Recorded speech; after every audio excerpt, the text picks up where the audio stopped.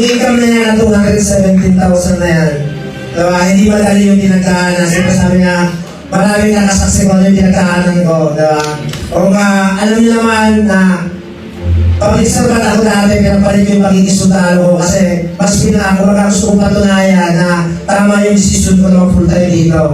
Kaya kahit maraming nagalit, maraming nainis, maraming nag-negative sa akin, na kahit pamilya ko, mas tumibay ako na gusto kong patunayan na ako yung tama.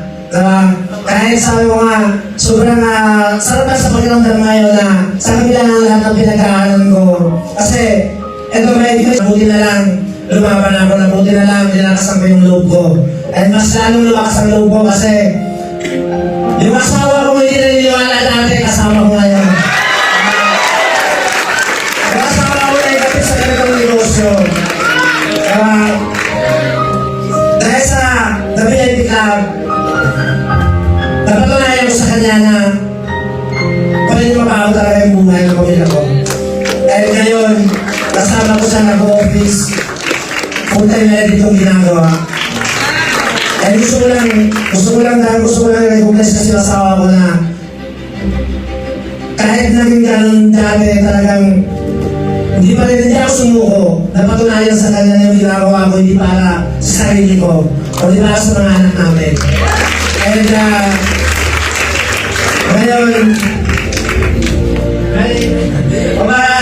na yung luha ko, na naluluha ko, hindi para malungkot, kundi sobrang saya ko lang. Kasi kauwi lang na, kamabalik lang namin galing Bicol.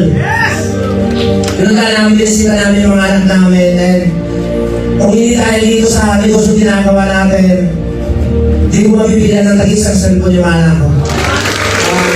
Kaya, sabi ko, yung mga naging yung mga pinagdaanan ko bago ako kumita ng ganito. Kasi last October, kumita ako 191,000. Diba?